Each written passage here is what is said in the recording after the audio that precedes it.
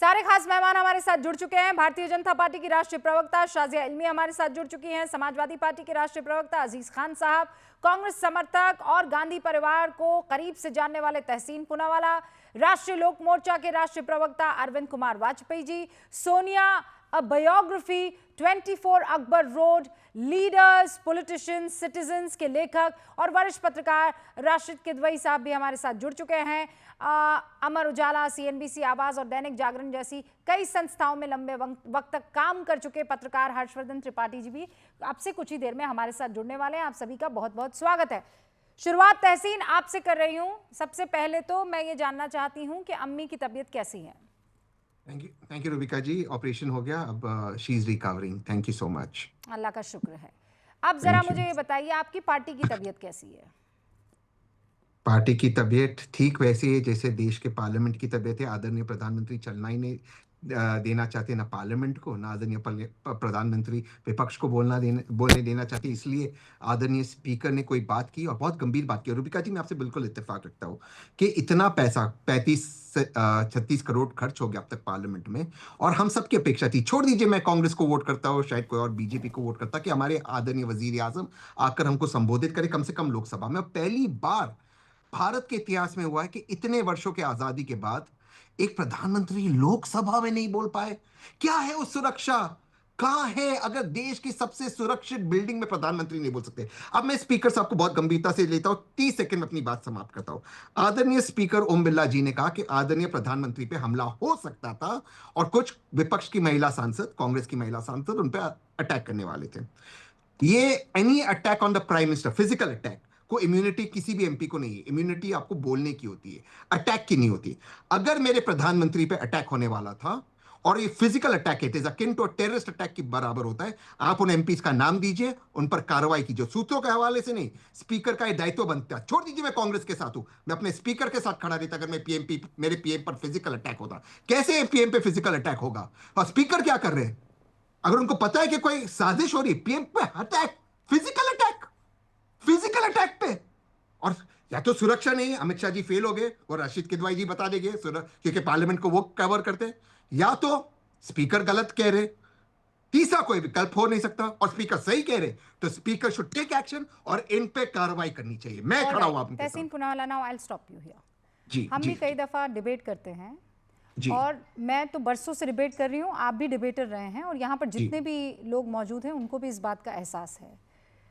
कई बार ऐसा होता है कि आप तुक में समझ जाते हैं कि इससे एक शब्द और बोलने दिया या इससे 5 सेकंड और आगे जाने दिया गया तो हालात खराब हो जाएंगे, पर्सनल अटैक होने लगेंगे और अगर स्टूडियो में होंगे तो जूतम पैजार हो जाएगी।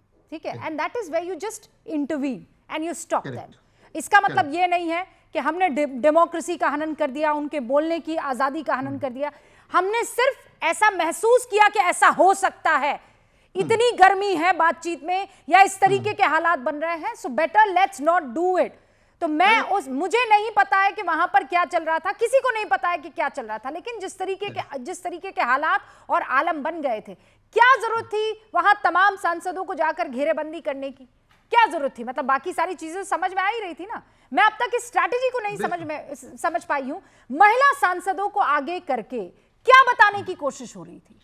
क्या चाहता था? बिल्कुल जी रूबिका जी, आज मैं बिल्कुल आपसे इत्तेफाक रखता हूं। मतलब मैं कहीं कोई गुंजाइश ही नहीं है आपसे कुछ गलत बोलने की। तो आप बिल्कुल सही कह रहे। एक, आपने कहा हो सकता था, हुआ नहीं अटैक, लेकिन आदरणीय स्पीकर ने सूत्रों के हवाले कहा अटैक होने वाला था। अब दूसरा, क्या जरूरत थी वजीर आजम प्रधानमंत्री को? अरे तो उन्होंने ये थोड़ी कहा कि फिजिकल अटैक, कि वर्बल अटैक, कि कौन सा attack, we do not know ना। करेक्ट। तहसीन, मान लीजिए आप और मैं इस पर हम दोनों आपस में बात कर रहे हैं। नाउ शाजिया इल्मी इंटरवीन्स और आप दोनों में गर्मा गर्मी हो जाती है। नाउ आई थिंक कि हो सकता है कि आप शाजिया पर अटैक कर ले या शाजिया आप पर अटैक कर ले। आई डू नॉट नो, वो वर्बल भी हो सकता है, वो फिजिकल भी हो सकता है। Then I interject. ओके, तो मैं ये जानना चाहता हूं, शाजिया 10 सेकंड, मैं आपको एक तस्वीर दिखाना चाहता हूं। 10 second and then Shazia will come to you. 10 second मैं एक तस्वीर दिखाना चाहता हूं। ये वजीर आजम मनमोहन सिंह जी गुजर गए, अब उनकी तस्वीरें, बीजेपी उनके सामने खड़े होकर नारे लगा रही जब वो पार्लियामेंट में, लोकसभा में बोल रहे हैं। वो तो बंद नहीं किया बोलना, बीजेपी पोस्टर के साथ खड़े थे। उनको तो कोई नहीं हुआ कि मुझे कोई मारेगा, हो सकता है मारेगा।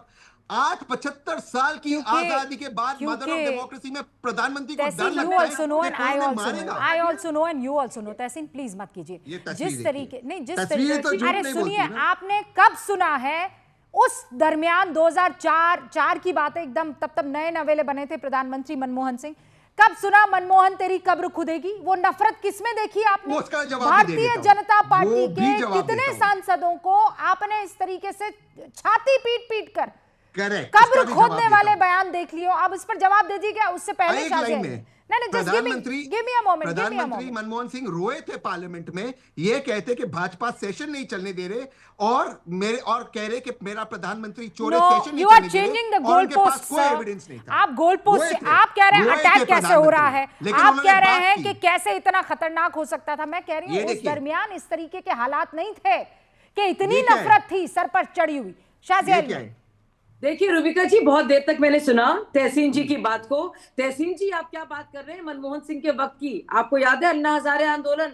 आपको याद है खुद बेचारे मनमोहन सिंह जो ऑर्डिनेंस लेके आए थे उसको आप ही के एमपी राहुल गांधी ने फाड़ा था। तो जो मनमोहन सिंह की कद्र राहुल गांधी नहीं कर सकते, वो आपके बीजेपी के क्या करेंगे? और ऐसे कभी हालात पैदा हुए थे, ऑर्डिनेंस को फाड़ा था, आपको याद है? नहीं जी बिल्कुल फाड़ा था। It's known, everybody knows about it. If you unaware Tehseen, हमारा आप पहली बार टीवी में जब आए थे मेरे साथ ही। मैं माफी मांगती हूं। दूसरी बात मैं कहना चाह रही हूँ, चलिए इस टॉपिक से हटकर, क्यों सुनिए संसद की गरिमा, आप फिजिकल फाइट कह रहे हैं। संसद की गरिमा हाथों की ताकत से नहीं होती है भाई साहब, शब्दों की सोच की मर्यादा से बनती है। और ये गरिमा शारीरिक शोर में नहीं है, ये नैतिक ऊंचाई में है। आप चाहते थे ऐसा कोई माहौल बने कि वो महिला सांसद सामने आए, प्रधानमंत्री की कुर्सी तक जाएं, इस तरह के अप्रिय हालात बने और फिर क्या हो, दुनिया के सामने हम शर्मसार होते कि ये हमारी संसद है। और प्रधानमंत्री, आपको तो कद्र है नहीं उस पद की, एलओपी के पद की भी कद्र नहीं आपको, लेकिन देश को तो है ना भाई मेरे। तो संसद का सम्मान बाहुबल से नहीं होता है, बौद्धिक और नैतिक बल से वो महफूज रहता है। सुन लीजिए, नहीं तो निशिकांत दुबे को कोई ये बात समझाएगा या केवल तहसीन पूनावाला को समझाई जाएगी ये बात? भाई जो चीज आप लोगों के अख्तियार में है उसे तो आप लोग संभाल सकते हैं ना। Now what is your reply to Nishikant Dubey? वो भी तो ऐसी किताबें लेकर आए थे ना। ये तो टिट फॉर टैट चल रहा है। संसद कहां चल रही है? तो बदला चल रहा है, नागिन नाच हो रहा है यहां तो।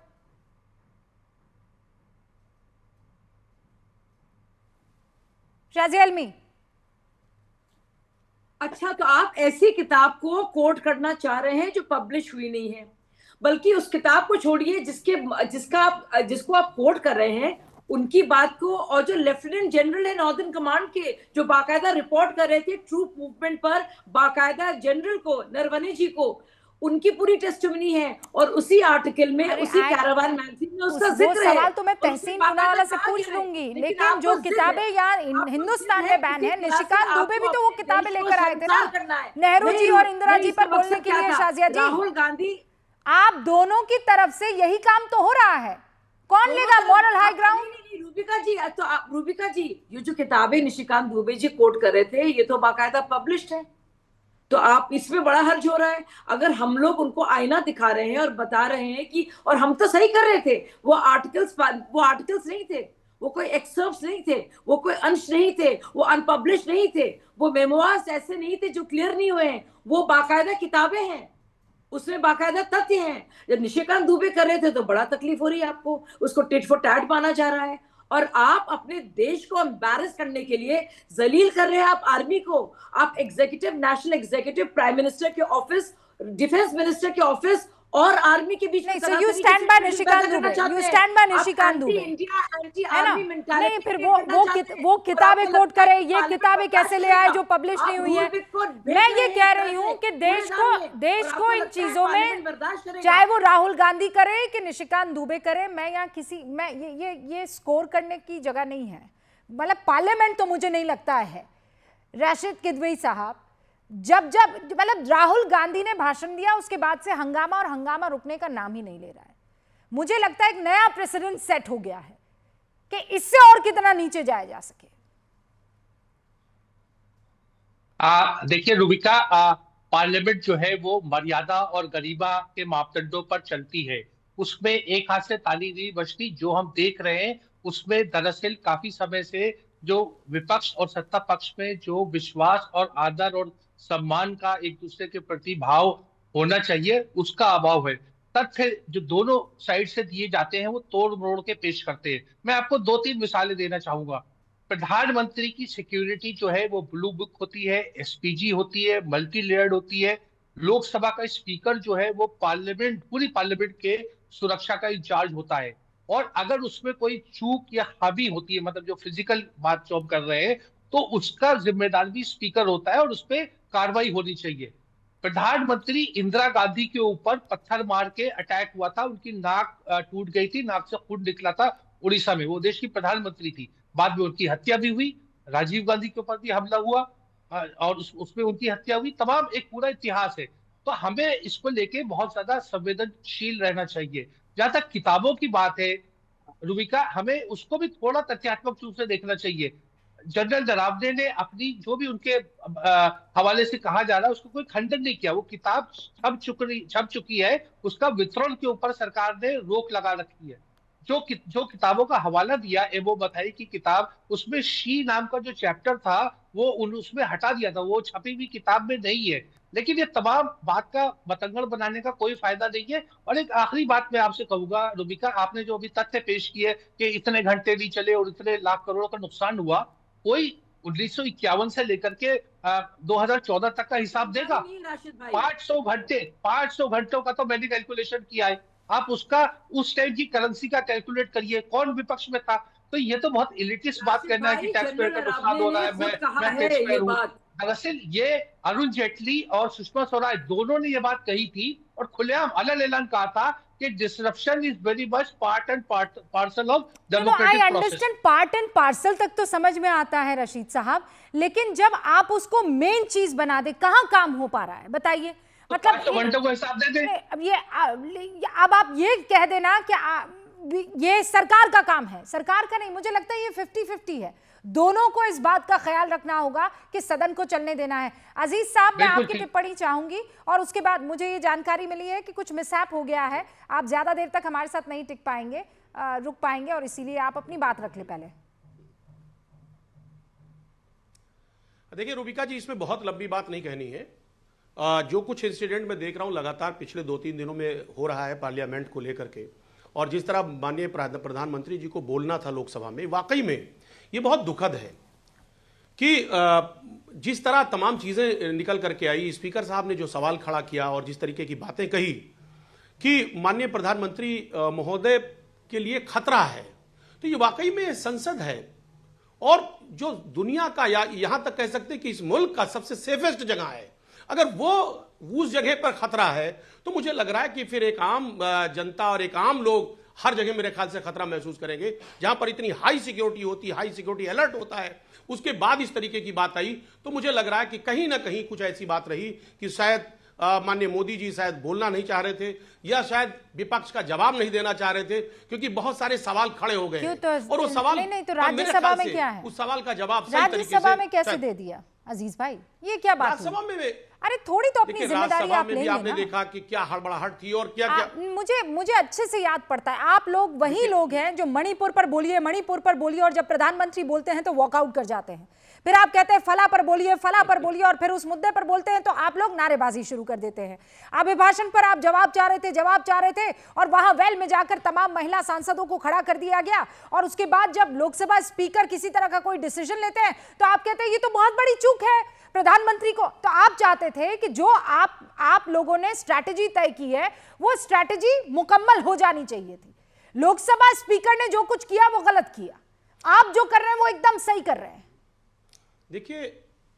देखिए विपक्ष का काम है सत्ता पक्ष से सवाल करना और जवाब लेना। अरे सवाल करने का ये मतलब थोड़ी है कि आप जो है सारे रूल्स एंड रेगुलेशंस तोड़ देंगे सर। इस तरह एलिगेशन, अरे रुबिका जी बात सुनिए ना मेरी बात, इस तरह एलिगेशन कि साहब विपक्ष हमला कर देगा, वहां की जो महिलाएं सांसद, महिला सांसद हैं वो हमला कर देंगी, ये मुझे लग रहा है कि ये तर्कविहीन है और ये मुझे लग रहा है ये बहुत उचित नहीं है। ये इतिहास में पहली बार ऐसा हुआ है कि इस तरीके का स्टेटमेंट एक माननीय प्रधानमंत्री जी के लिए दिया गया, जो शायद मुझे लग रहा अभी तक हुआ नहीं और आगे आने वाले वक्त में नहीं होगा। ये वाकई में बहुत चिंता के विषय है। अरे चिंता का विषय ये क्यों नहीं दिख रहा है कि ये मामला यहां तक पहुंचा कैसे सर?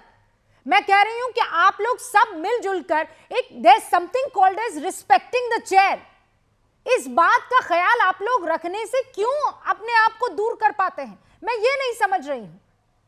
हमारे साथ हर्षवर्धन त्रिपाठी जी भी जुड़ चुके हैं। हर्षवर्धन जी, ये अब बात इस बात पर आ गई कि देखिए सदन में प्रधानमंत्री की सुरक्षा में चूक, तो इसके लिए जिम्मेदार भी प्रधानमंत्री हैं, उनकी सिक्योरिटी में रहने वाले तमाम पर्सनल्स ही हैं, अमित शाह हैं। देखिए रुबिका जी, जो सवाल आप कर रही हैं, सबसे पहले तो उसकी स्पष्टता होनी बड़ी जरूरी है। एक तो ये कि कभी भी ऐसा नहीं हुआ कि नेता प्रतिपक्ष किसी एक बात पर 2-2 दिन समय मिलने के बाद अड़ा रहे, जिद्दी बालक की तरह व्यवहार करे और उसके बाद उसकी पार्टी कहे कि चूंकि नेता प्रतिपक्ष के तौर पर नहीं बोल पाए इसलिए प्रधानमंत्री जी भी अब बोल पाएंगे या नहीं बोल पाएंगे, ये ध्वनि आने लगे। ऐसा कभी नहीं हुआ है। मतलब संसद के इतिहास में कभी ऐसा हुआ ही नहीं। नंबर 1। नंबर 2, ये जो 2004 की डॉक्टर मनमोहन सिंह जी की घटना का जिक्र किया जाता है, संसद में लोग आए, वेल में खूब कूदे, कागज फाड़े गए, लेकिन कभी प्राइम मिनिस्टर की चेयर की ऐसी घेराबंदी नहीं हुई है। ये हो गई नंबर 2 बात। अब जिस बात को लेकर कहा जा रहा है कि पीएम पर हमला हो जाता है सिक्योरिटी को लेकर, कोई ये थोड़ी ना कह रहा है कि वैसा हमला हो जाता है जैसी कल्पना की जा रही कि कोई बाहर कुछ कर देता। राहुल गांधी जो कहते हैं कि डंडे मारेंगे लोग 6 महीने बाद, ये राहुल गांधी वाला वो वाला नहीं था। लेकिन जरा आप सोचिए ना, क्या महिला सांसद प्रधानमंत्री को घेर कर जिस तरह से बैनर लेकर या क्या कुछ था उनके हाथ में लेकर वो खड़ी थी, ये कोई सहज स्थिति थी क्या? और क्या ऐसा लोकतंत्र में अच्छी स्थिति है क्या?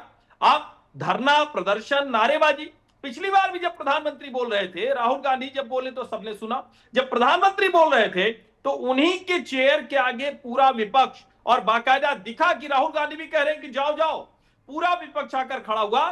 प्रधानमंत्री ने पानी का ग्लास उनकी तरफ भी बढ़ाया। और मैं फिर कह रहा हूं, यह बेहद शर्मनाक है और इसका बचाव करना और ज्यादा चिंता पैदा करता है। मैं फिर कह रहा हूं कि सत्ता पक्ष और विपक्ष दोनों को ठीक करना पड़ेगा। मैं इसके पक्ष में हूं कि राहुल गांधी को भले वो अनपब्लिश्ड बुक है बोलने देना चाहिए था, उसके बाद उसका जवाब देते, अच्छे से खारिज कर देते। लेकिन क्या राहुल गांधी इस तरह की अकड़, इस तरह की जिद, और फिर मैं कह रहा हूं ये माई वे और हाईवे ये नहीं चल सकता है। लोकतंत्र है, गांधी परिवार का सेंस ऑफ एंटाइटलमेंट जो है, जिसकी वजह से उन्होंने रवनीत सिंह बिट्टू को गद्दार कह दिया, वो उसी दिशा की तरफ ले जाता है। ऐसे में आप सोचिए क्या क्या हो सकता है। पिछले में क्या हुआ था, प्रताप चंद्र षडंगी के ऊपर हमला हुआ था या नहीं हुआ? उनके सर पे, माथे पे चोट आई थी या नहीं आई? अब उसको कोई कहेगा कैसे गिर गए, कैसे नहीं गिरे। लेकिन ये सब दृष्टांत हैं, ये प्रेसिडेंस है हमारे सामने। इसलिए अच्छा हुआ कि प्रधानमंत्री ने उस अपनी स्थिति की तरफ सदन को नहीं ले गए। और देखिए यहाँ पर बात अब आगे निकली ना, उसके बाद ये जो सेंस ऑफ एंटाइटलमेंट की बात तहसीन बार बार हो रही है। मैं आऊं तहसीन, उससे पहले वाजपेयी जी भी हमारे साथ जुड़े हुए हैं। अरविंद जी, कल प्रधानमंत्री नरेंद्र मोदी ने जब राज्यसभा में अपनी बात कही तो उन्होंने बहुत से पन्ने पलटे इतिहास के, और उसके बाद आपने खरगे जी को भी सुना, आपने राहुल गांधी को भी सुना। राहुल गांधी तो उससे ही बाहर नहीं निकल पा रहे हैं कि जो आपको उचित लगे वो कीजिए, जो आपको उचित लगे वो कीजिए। मतलब वो बिल्कुल उस चीज़ की याद दिला रहा था, वोट चोर गद्दी छोड़, उसकी याद दिला रहा था कि आपने रफेल पर, आपको याद होगा, चौकीदार चोर है। फिर आज की तारीख में कह रहे हैं कि जो आपको उचित लगे। He brings out one line and then he sticks to it, उसके बाद वो आगे बढ़ते नहीं हैं। रुबिका जी, कल भी राज्यसभा में जब प्रधानमंत्री जी बोल रहे थे तो ये बाइकआउट कर गए थे कांग्रेस के लोग, सारे सब लोग छोड़ के चले गए थे। तो ये तो इनकी आदत का हिस्सा बन गया है ना, शोर शराबा मचाना है, लोकसभा हो राज्यसभा हो दोनों को चलने नहीं देना है। जबकि आपको सबको मालूम है 2.5 लाख रुपए मिनट कॉस्ट करता है, टैक्स पेयर की मनी है, 9 करोड़ रुपया रोज का लगता है, टैक्स पेयर की मनी है। पर वो उनकी स्ट्रेटजी है कि नहीं चलने देंगे, हम किसी कीमत पे नहीं चलने देंगे। ये तो अभी क्लियर हो गया ना कि एलओपी को नहीं बोलने दिया गया, तो इसलिए वो प्रधानमंत्री को भी नहीं बोलने दिया गया। जबकि एलओपी को बोलने के लिए मना किया गया अंडर रूल 349। कौन कस्टोडियन होता है लोकसभा का? स्पीकर, और राज्यसभा का डिप्टी स्पीकर। स्पीकर से ज्यादा कौन बेहतर जानेगा कि क्या माहौल है क्या नहीं है।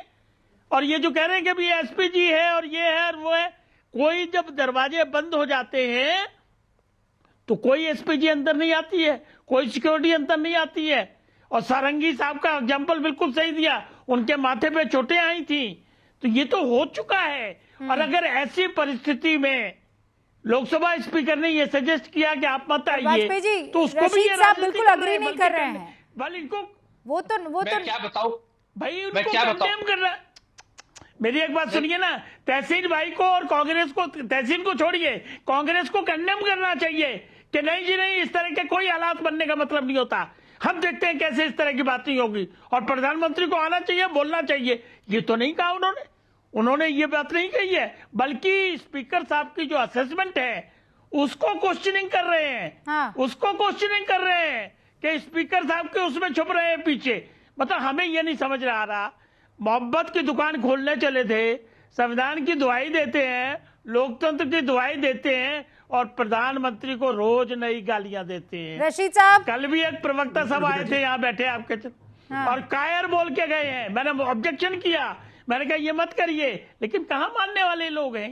ये तो वो ठीक कहा प्रधानमंत्री जी, 2 किलो रोज गालियां खाता हूँ और वही मेरी डाइट है, ये उन्होंने खुद बताया है। तो हमारा कहना ये है कि लोकतंत्र की मर्यादाओं को तार तार न करिए। ओके, संविधान की रशीद साहब कुछ कहेंगे? तार न करिए, रुकिए ना सर, पार्लियामेंट चलने दीजिए। वाजपेयी जी सुनिए, उसके बाद मैं वापस आता हूं। देखिए रुबिका जी, गूंज प्रोग्राम के देखने वाले दर्शकों को गुमराह करने का प्रयास हो रहा है। लोकसभा में मार्शल होते हैं, मार्शल जो होते हैं वो स्पीकर के डिस्पोजल पे होते हैं। स्पीकर चाहे किसी को भी इविक्ट कर सकता है, मार्शल्स का इस्तेमाल कर सकता है। तो ये तमाम बातें, और जो पूरी सिक्योरिटी उसका मैं खुलासा नहीं करना चाहता, प्रधानमंत्री की सिक्योरिटी मल्टी लेयर होती है। ये कहना कि संसद के दरवाजे बंद हो जाते हैं, एसपीजी नहीं आता, ये सब तथ्यहीन बातें हैं। दूसरी बात, इस देश में एक स्लोगन था, और वो याद करिए, गली गली में शोर है, राजीव गांधी चोर है। वो किसने कहा था? और वो क्या अपमानजनक बात नहीं थी? आप 2 किलो इंदिरा गांधी के बारे में क्या बोफोर्स के संदर्भ में थी, बोफोर्स के संदर्भ में थी। वो संदर्भ की मैं बात कर रहा हूँ, वो तो रफाल का भी संदर्भ था। देखिए ये पॉलिटिकल स्लोगन्स होते हैं। क्या कहा सुप्रीम कोर्ट ने, क्या कहा? नहीं, चीज को जस्टिफाई नहीं कर रहा, सरकार के मैं ऊपर आपको कोई बता भी रहा हूँ करप्शन की कि इल्जाम नहीं पॉलिटिकल है। स्लोगन्स पहली होते सरकार है, हैं और आज प्रोवोकेटिव की होते हैं। पहली सरकार है जब से आजादी मिली है रशीद भाई, कि इस बार भी सेंट्रल गवर्नमेंट के ऊपर एक भी करप्शन का इल्जाम नहीं है। ये पहली बार हमारे इतिहास में हुआ है। और सरकार आई, लेकिन पहली सरकार है मोदी जी की। मैं कह रहा हूँ पॉलिटिकल स्लोगन्स होते हैं। पॉलिटिकल स्लोगन में जैसे चौकीदार चोर है का नारा लगाया गया था, वो पुअर टेस्ट में था, उसी तरीके से राजीव गांधी को भी चोर का इल्जाम लगाया गया था। ये मोदी नफरत है रशीद भाई, खुले तौर पे ये मोदी नफरत है। वो राजीव गांधी की नफरत थी। और आप क्या चाहते हैं कि मार्शल्स महिला सांसदों रशीद भाई, एक सवाल आप क्या चाहते थे? जो बात शाजिया इल्मी कह रही है ना कि ये मोदी नफरत है, भाई नफरत को आप कैसे तौलते हैं? आपने कहा ये पॉलिटिकल स्लोगन है। आई अंडरस्टैंड कि पॉलिटिकल स्लोगन होते हैं, सामने गली गली में चोर है, इनका नेता चोर है, गली गली में शोर है, इनका नेता चोर है, अंडरस्टैंडेबल, ठीक है। चौकीदार चोर है, हमें मालूम है, तब तो किसी ने ये मुद्दा नहीं उठाया था। फिर उसके बाद कहा वोट चोर, किसी ने मुद्दा नहीं उठाया। ये कौन सा पॉलिटिकल नारा है, मोदी तेरी कब्र खुदेगी? बहुत अपमानजनक है और गलत है। उस पर तो लोगों को एक्शन लेना चाहिए। पर ये किसने किया? लेना चाहिए? आप रुकिए, मैं I am going one by one. इत्मीनान से सुनिए शाजिया जी, बस एक सेकंड रुकिए, मैं आपके पास आ रही हूँ। नहीं रशीद भाई, कोई व्यक्ति नहीं है, कोई व्यक्ति नहीं है। पवन खेड़ा केवल व्यक्ति नहीं है, रणदीप सुरजेवाला केवल व्यक्ति नहीं है। प्लेन के नीचे इन लोगों के सामने वो नारे चल रहे थे, आपको याद है ना? मोदी तेरी कब्र खुदेगी, मोदी तेरी कब्र खुदेगी। देखिए रुबिका, आप इसको प्लीज थोड़ी गंभीरता से लीजिए। गंभीरता से ले रही हूं मैं। नारे लगाने वालों के खिलाफ बिल्कुल कार्रवाई होनी चाहिए, और अगर नहीं हुई तो ये बहुत दुर्भाग्यपूर्ण है। अब मुझे एक बात बताइए आप राशिद साहब, मुझे लगता है कि आपको सामने वाले से किस तरीके से पेश आना है, सामने वाले को कैसे डील करना है, वो आप अपने बड़े, अपने सीनियर से समझते हैं। Tehseen Poonawalla, this question is also for you. पहले 20 सेकेंड रशीद साहब बोलेंगे, उसके बाद आप बोल दीजिएगा। जब आप अपने लीडर को, किसी एमपी को ट्रेटर, चोर, गद्दार कहते हुए इन a very very casual way, हाथ में जेब डालकर ये कहते हुए कि देखो देखो देखो ट्रेटर जा रहा है, आप क्या मैसेज दे रहे हैं? What kind of leadership is this? बिल्कुल गलत है। बिल्कुल गलत है। देखिए, ये बात इस बात को राहुल गांधी को खेद व्यक्त करना चाहिए था, उसको अपने शब्द वापस लेने चाहिए थे। होता तो और आगे बढ़ के माफी भी मांग सकते थे, ये तमाम उनके पास बातें थी। लेकिन रुबिका, फिर यहाँ कोई इक्वी बैलेंस की बात नहीं होती है। बात यह है कि कोई कहता है कि टेररिस्ट कह रहा है किसी को, तो कोई उसको ट्रेटर कह रहा है। ये दोनों बहुत गंभीर चीजें हैं और इसका नहीं लोकतंत्र में सर, कोई जगह नहीं है। रशीद साहब, और यही वो इकोसिस्टम है जो कहता है कि शाजिया इल्मी की पार्टी और शाजिया इल्मी की सोच वाले जितने भी लोग हैं वो क्या करते हैं, जो उनको पसंद नहीं आता है उसको वो ट्रेटर कह देते, उनको गद्दार कह देते। सर, कथनी और करनी में फर्क है। वहां सदन के बाहर लीडर ऑफ ऑपोजिशन एक एमपी को गद्दार कहता है, ट्रेटर कहता है, और इनमें इतने मतलब look at the audacity of that gentleman कि वो फिर कहते हैं कि इनको देख लीजिए, अलावा गद्दार के इनके मुंह पर कुछ रहता नहीं। तहसीन पूनावाला, क्या आप अपने कार्यकर्ताओं को मैसेज दे रहे हैं? क्या मैसेज दे रहे हैं आप? रुबिका जी, 3 चीजों का मैं वर्णन बहुत संक्षेप में करूंगा। सबसे पहले एक चीज, और मैं आपकी थर्ड बात पे भी मैं आऊंगा जो अपने बिट्टू जी के बारे में की। प्लीज मुझे 30 second. No, I did not say about Bittu ji. I am talking about this leader's body language. मैं कह रहा हूं, I am talking about the way this leader is treating people he doesn't like. Rubika जी, मैं समझ गया, प्लीज मुझे chance दीजिए। सबसे पहली बात, क्या पहले पार्लियामेंट में किसी अननोन रीजंस के लिए पार्लियामेंट को डिस्टॉर्ट नहीं किया गया था? अरुण जेटली जी, सुषमा स्वराज जी, पूरा विंटर सेशन बोफोर्स के बारे में शाजिया कह रही थी। बोफोर्स का एक इंटरव्यू रेडियो पे स्वीडन में आया था। कौन से उनके पास डॉक्यूमेंट्स है? पूरा सेशन उन्होंने खराब किया। विंटर सेशन 2G के ऊपर क्या निकला? सब इक्विटल निकले। इसके लिए माफी मांगी बीजेपी ने, सुषमा जी और अरुण स्वराज जी ने, अरुण जेटली जी ने कहा हमारा अधिकार है। दूसरी चीज पे मैं आता हूं, स्पीकर के सारे, माननीय स्पीकर के सारे अटकले के आदरणीय प्रधानमंत्री पे हमले होते। रशीद जी बिल्कुल सही कहते, मार्शल्स होते। मैं खुद कहता हूं, अगर प्रधानमंत्री पे अटकले होते, हमले होते, we will not support it. In fact इसकी तुलना आप कह रहे कि रणदीप सुरजेवाला प्लेन के नीचे नारे लगा रहे थे। भाई, पार्लियामेंट की बात करो, पार्लियामेंट की बात क्यों आता हूं मैं कंडेम करता हूं राहुल गांधी जी, मैं कांग्रेस का सपोर्टर, और उनके साथ इर्द गिर्द जो लोग थे, वो नारे नहीं लगने चाहिए। राहुल गांधी जी को भी समझना चाहिए, वो अब 55-56 साल के हो गए, उनके इर्द गिर्द जो लोग हैं, they must be maturity and Gravitas in the opposition. मैं 100% इससे एग्री करता हूं। जो बिट्टू, प्लीज आजा जी, जो बिट्टू के साथ हुआ गलत हुआ, नो इफ नो बट। मेरे में हिम्मत है कहने की, लेकिन प्राइम मिनिस्टर के साथ कुछ नहीं हुआ। प्राइम मिनिस्टर का कर्तव्य बनता लोकसभा को संबोधित करे, और 75 साल की आजादी के बाद अगर हमारे देश के प्रधानमंत्री हमारे लोकसभा में नहीं बोल सकते क्योंकि स्पीकर अटकलें लगा रहे कि उन पे हमले होते, तो कहीं ना कहीं speaker should resign. Alright, Shazia Ilmi, 30 second. Motilal Nehru ने कांग्रेस पार्टी छोड़ी, इंदिरा गांधी ने कांग्रेस पार्टी तोड़ी, शरद पवार ने, ममता बनर्जी ने पार्टी छोड़कर नई पार्टी बनाई। तो क्या आज से राहुल गांधी इन चारों को, इंक्लूडिंग मोतीलाल नेहरू जो उनके ग्रेट ग्रैंडफादर है, इंदिरा गांधी जी, शरद पवार और ममता बनर्जी को गद्दार बोलेंगे? मैं सबसे बड़ा सवाल, मैं इत्तेफाक रखता ही नहीं जो राहुल गांधी जी ने बोला, but that does not justify जो प्राइम मिनिस्टर ने किया। Let me speak. That's another thing. Bofors की जो बात थी, तहसीन बोफोर्स की बात थी, पूरे देश में ये नारा था। और यहाँ पे स्पीकर जो है is the leader of the house, प्रधानमंत्री भी उसके अधीन होते हैं। मैंने खुद सुना स्पीकर को 6 बार कहते हुए कि आप प्राइमरी सोर्स दिखाइए, ये काफी नहीं है। बट राहुल गांधी इंसिस्टेड, और राहुल गांधी ने जिस तरह से गद्दार शब्द कहा है, मुझे अफसोस होता है क्योंकि कॉलेज का कैंपस है। आप चलिए, आपको अपनी इज्जत नहीं है, आप एलओपी की पद की तो इज्जत करते। और आपने मार्शल्स की बात की, क्या आप चाहते थे मार्शल्स महिला सांसदों को पकड़ कर ले जाए? वो अच्छा लगता? आपको या मुझको अच्छा लगता? वो तहसीन, आप खुद सोचिए। मतलब मुझे शर्म आती है। क्या स्ट्रैटेजी है? क्या महिलाओं को सामने कर देंगे, प्रधानमंत्री की चेयर तक ले जाएंगे? 10 सेकंड दीजिए। गरिमा होती है ना। अगर कोई महिला प्रधानमंत्री पे अटैक करे, हमारा कर्तव्य है हमारे प्रधानमंत्री को सुरक्षित देना। अच्छा या बुरा लगने की बात ही नहीं है। अगर कोई कांग्रेस की महिला करती है, प्लीज उनको अरेस्ट कीजिए। आप मेरा सवाल है, स्पीकर शुड रिजाइन। नो, अगर अटकलें लगा रहे तो मतलब क्या होता है? नहीं, अपने लिए, अपने देश के लिए नहीं, अरेस्ट करें, अरेस्ट कीजिए। अरे मैं उस पल को सिर्फ आप सोचिए।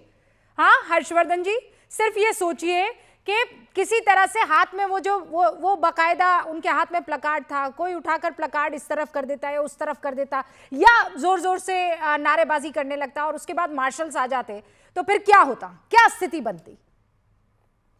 नहीं रुबिका जी, यही होता ही, ऐसा नहीं है कि ये होता या ना, ये तय था कि ये होता, वरना क्या जरूरत थी? प्रधानमंत्री का बोलना तय था, उनका समय तय था, उनकी चेयर के इर्द गिर्द ऐसे घेराबंदी, तो ये तो कोई युद्ध लड़ने जा रहे थे क्या? आपको विरोध प्रदर्शन करना था, अपनी जगह पर खड़े होकर करते। उससे आगे वेल में आ जाते आप, उससे भी आगे आप प्रधानमंत्री की चेयर के सामने काफी हिस्सा होता है, और इस नई वाली संसद में तो बहुत हिस्सा है, वहां जाकर आप खड़े होकर नारे लगाते। लेकिन जिस तरह से सीक्वेंस है, जिस तरह से वो महिला सांसद एक लाइन से खड़ी है, उनकी नीयत ठीक नहीं थी। आप अनुमान लगा सकते हैं, लेकिन भला हुआ कि ऐसी अप्रिय स्थिति देश की संसद में नहीं। और मैं फिर कह रहा हूं, ये हमला मतलब कोई किसी को मार देगा, कोई किसी को ये कर देगा, या कोई बाहर पत्थर चला दे रहा है, ये घटना नहीं।